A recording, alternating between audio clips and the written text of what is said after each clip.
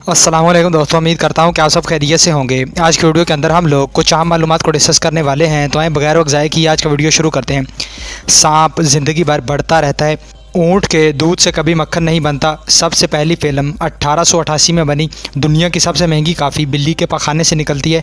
इंसान के जिस्म में मौजूद डीएनए को अगर सीधा किया जाए तो ये चाँद तक जा पहुँचे।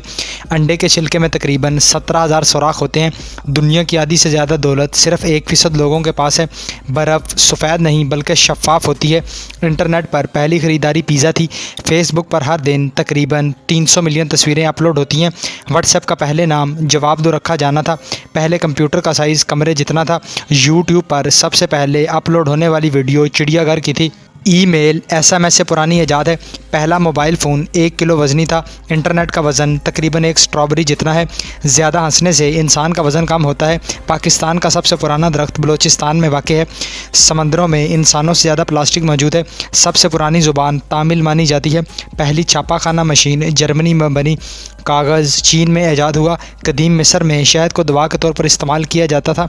कलम बनाने के लिए सबसे पहले परिंदों के पर इस्तेमाल होते थे। किताब पर छपने वाला सबसे पहला जुमला बाइबल का था। तो ये था हमारा आज का वीडियो, जिसके अंदर कुछ आम फैक्ट्स को देखा गया। उम्मीद की जाती है वीडियो आपको अच्छा लगा होगा। नेक्स्ट वीडियो तक के लिए इजाज़त दीजिए। अल्लाह हाफ़िज़।